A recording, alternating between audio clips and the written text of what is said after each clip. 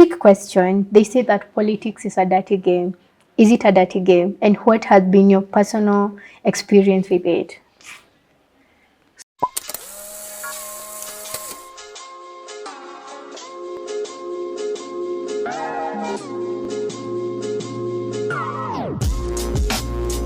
From serving as a nominated MCA to championing initiatives to empower young people, she has dedicated her life to creating opportunities as well as driving a meaningful impact. Without further ado, let's meet our guest.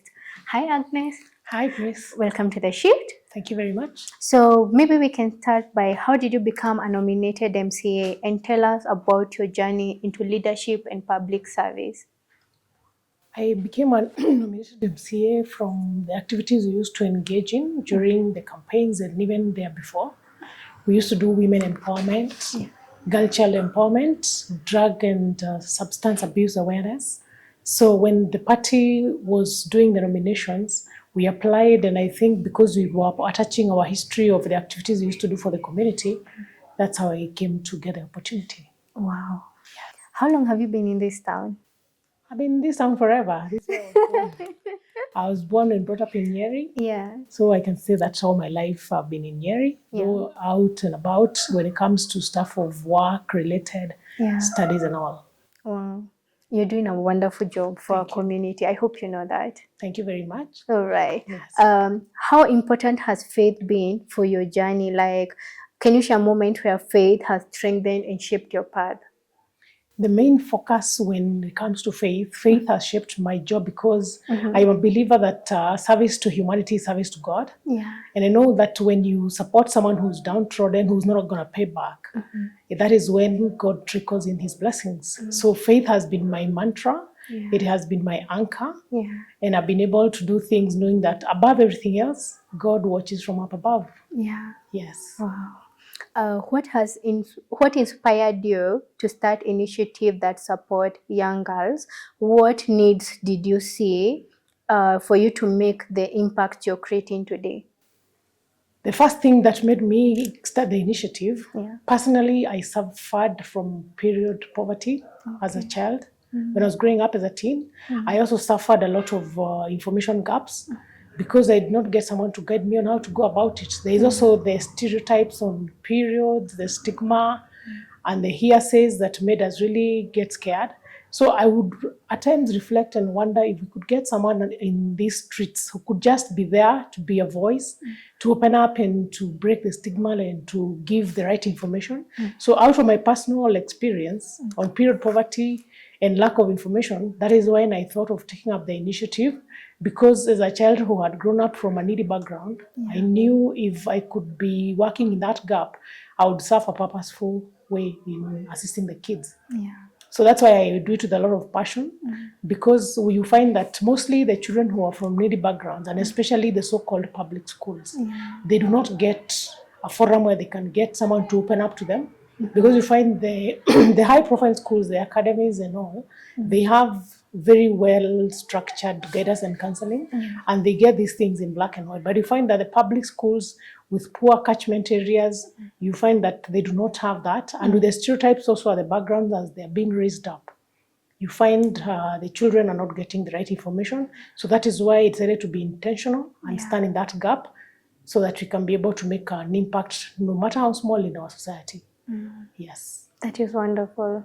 For someone who is out there and maybe would like to join you or maybe to assist in the initiative that you're currently doing, like how do they do that? What's the best way to support that? The best way to support us, we usually request that if someone would wish to support us, they can buy some sanitary pads and also some innerwears, inner panties, because you find besides the sanitary pads, the inner pants are also a challenge in the needy schools that are bordering the slums, the ghettos, the quarries, the former coffee farms, which are now almost non-existent because you find that the coffee farms have been uprooted because some previous years coffee didn't fetch a very good price. So you find the casual laborers who used to work in them, they are no longer getting to have the labor work. So those are the children we mostly support. And you find even the inner panties are a challenge. And now you can imagine when someone gets to their period, you just donate some panties and some pads, you're really gonna be impactful, because you find someone cannot just use a sanitary pad without a panty. Yeah. So if someone would wish to assist us, they can kindly let us know where we can pick the items. And we'll be able to, even if possible, for someone who can be able to accompany us to the respective schools we go, we would be very grateful. So we request for the material pads and the panties, because we do not ask for money. Okay. Yes. And in case you guys want to donate or even to assist, we're going to also attach the details for you guys to reach her and do that. Another question, you recently received an award recognizing you as one of the most influential and impactful women in Kenya. Define that moment for us. What did that recognition mean to you personally and professionally? Personally and professionally, the award, first of all, I thank the God Almighty, because it is through Him that I was able to earn the favor. And again, I owe it to the Nyeri people, because I am not self-made. It is through their support that I've been able to come this far. And also the partners and the friends who assist me, because basically I usually say I'm a moving begging bowl. Because for me to be able to meet my targets, I'm not someone who has a budget that is able to do that. So I rely on friends and well-wishers. So I owe it all to them, and I thank God Almighty for them, because if they didn't hold my hands to come this far, I cannot be able to make it this far. So I owe it all to God Almighty and all the people who support me. I love that you give the glory back. I love that you give glory back where glory should be given, and that you acknowledge God for everything that He has done for you. Yes, He's faithful this far. Yeah. So, trick question. They say that politics is a dirty game. Is it a dirty game? And what has been your personal experience with it? So they say, but it all depends, because you see, politics, besides the other dirty part that is accompanied with it, politics is about impacting people. It's about leadership. It's about making policies and influence people in the positive way. So it is dirty depending on what you perceive it to be. If you joined it to play dirty, I think it is. But if you joined it to be a person of influence in a positive voice, a voice for change, I think now that is when you say it is dirty. Because personally, what I can say from what I have learned, my mentor is our governor, Dr. Mutahi Kahiga.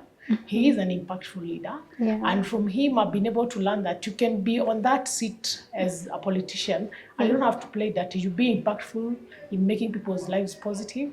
And like at my level at the assembly, where I'm a legislator, I've been able to pass motions and also bills that have been impacting our people positively. So you can use it positively, or you can use it in any other way that will affect people positively. The only part that I castigate is the part where now you find people are using our youth as goons, giving them drugs, telling them to go and loot people's businesses. Now that is the aspect that becomes dirty. But as a people, we have to change our mindset, because we know that youth and the young ones look up to us. So if we teach them negative things, they're going to copy and paste. And that is now where, again, we become the fabric that breaks our society. Wow. For a young girl, you started in this town when you were a young girl. Did you think you'd be the person you are today? What would be your message to a younger version of you? Actually, at no one point did I think I would get a leadership position. But in my own small ways, even back then when I was just an ordinary person, I could do impactful things. We could collect clothes with my friends. At our level, get shoes and even ask for friends to support us and visit children's homes, orphanages and all. So what I would wish to tell a young person at this point, you can be what you've always wished to be, because you just need to trust in God, be intentional, be purposeful, and God will make you achieve your dreams. What of a young girl that think that this town, our county, is too small for them to dream big? It is not too small. Our town is not too small. You just need to do the right thing, associate with the right people, because there is also something we call association. You need to associate and align in the right way. And everything you dream to be, you're going to be it. Yes, and seek the right mentors. Yes. I love the mentors part. They play a big role in our lives. They do. So, fun question. If you could have coffee with any woman in history, who would it be and why? The woman I would wish to have coffee with is our first lady, Mrs. Rachel Ruto. I've always been looking up to her because even before she joined the First Lady's office, she has been doing the Joy Women. Yeah. It is a concept where she has been empowering women with table banking. And this far, she has made the women get a lot of savings, get impactful projects. The women are empowered. And we know as a society, when a woman is empowered, our society is safe because women are good investors. So when a woman is empowered, the family is empowered. So for her, she's one woman I would look up to because even her humility is on another level. Her faith and commitment in God is also on another level. And as a first lady, that is not something just to look out for, because you find power makes people drunk and you find they're not reachable. But for her, you still find the concepts she used to do when she wasn't in the First Lady's office. She's still doing them, but now in a bigger way. So she's the one lady I would wish to meet and have coffee with. Yes. Your answer to that question also tells me you're a very open-minded person, because that would also mean you don't judge book by what the society thinks or what everyone says. You take a better understanding of who someone is as a person, their character, and that is good. Yeah. So what is the one thing that people would be surprised to learn about Agnes outside politics and leadership? Outside politics and leadership, my motherly instincts are very high. You find that even when I go to school, like for the menstrual hygiene programs, I'm able to blend so well with the very little kids, and we play to a level like mom and daughter, mom and son. So on that point, besides that, my motherly instincts are very high. I bond very well with little children. Do you have kids yourself? Yes, I'm a mother of 2 girls. Oh, nice. Okay, so our takeaway question: what is one lesson or piece of wisdom you hope every listener takes away from a conversation? From this particular conversation? Or any life lesson? Every person should always learn to get a lesson and also an experience from every conversation. And also the negative side, so that you cannot be the lesson itself. You learn from what you learn from the conversation, so that you can avoid the mistakes that you get from that conversation. Yes. Thank you. Thank you so much for creating the time to be here. Thank you for having me. You have a way where you make people feel special. You make people feel valued. I've known you for a short time, but in the short time I've known you, everywhere I go, I find you, and I know that you've left impact on people. And I'm so grateful and honored for you to be here. Thank you very much for having me. And thank you for listeners and those who are viewing us. Thank you very much. You're welcome. And to viewers, thank you so much for joining us for the first season. Our vision was to do 6 episodes, but by God's grace, we have managed to do a total of 7. We're going to do season 2 a little bit different, but yeah, I'm hoping it will be bigger and better and more inspiring. So thank you so much to my team, James, for executing everything. I'm so grateful for every guest, and to my family and friends who've been super supportive. May God bless you all so much. Bye.